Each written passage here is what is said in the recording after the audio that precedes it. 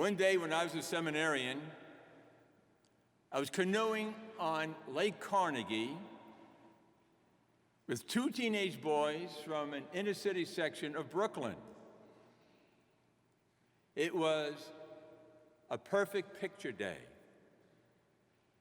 Blue skies, a warm sun, a gentle breeze. As we were canoeing on the lake, we came to a section where we had to veer off to the right. We were almost totally around that curve when we're face to face with three beautiful swans. "Let's grab them and kill them," one of the teenagers yelled out. "No, no, no," the other one retorted immediately. "No, let's not kill them.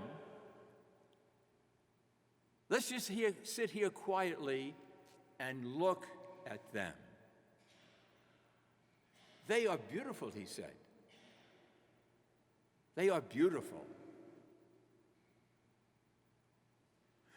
My brothers and my sisters in Christ, this scene on Lake Carnegie summarizes for me the total national and international attitude towards the sanctity of life, of human life. There's a large contingent of people in our country and our world who do not have a total respect for the sanctity of human life. We live in a country that has legalized abortion. We live in a country where physician-assisted suicide is sanctioned in a number of states. We live in a country where some things are just unrestricted with regards to life. We live in a country where capital punishment is still an option in a number of states.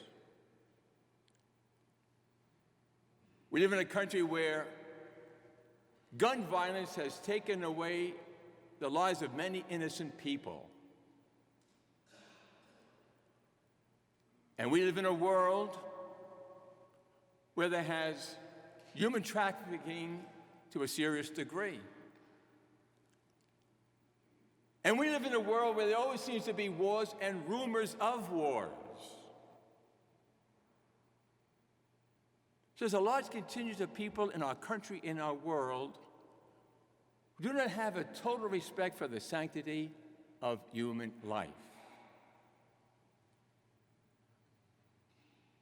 On the other hand, there's a large contingent of people, millions and millions of people, who do have a total regard for the sanctity of human life.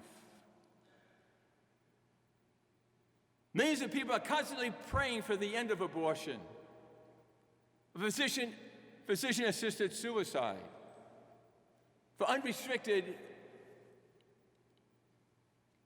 the repeal of some unrestricted practices in our country, for the repeal of the capital punishment, and for many other things that promote the destruction of human life. My brothers and my sisters in Christ, make no mistake about it. It's not always easy to live the total command of respect for life. Jesus knows this, and Mary herself knows this. And so we should not hesitate when we have a question, a challenge of some life event in our own lives, to turn to Jesus and Mary for help.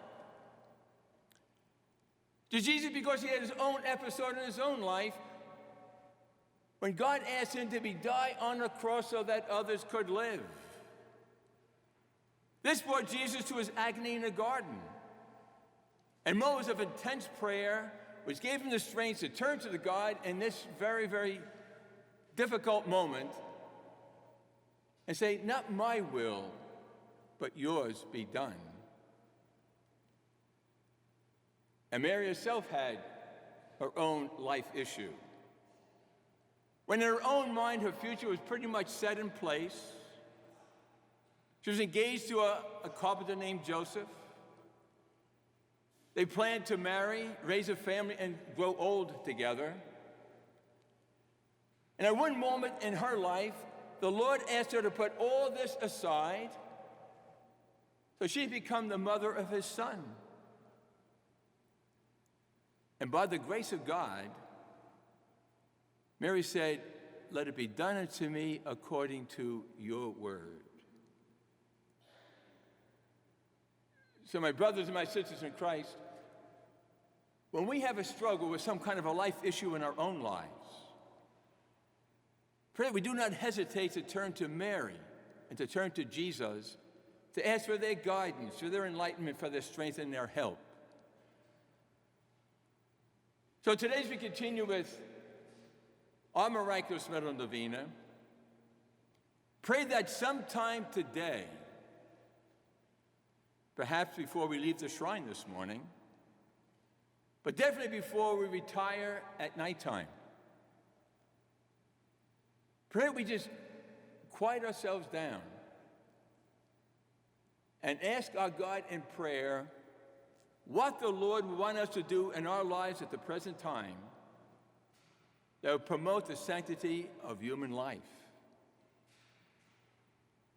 My brothers and my sisters in Christ, I believe that if we raise that question to God in faith, that there will be an answer from God to us.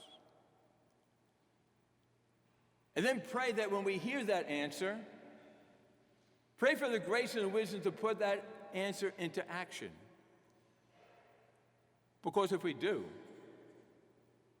we'll actually begin promoting and strengthening the sanctity of life everywhere. May God be praised.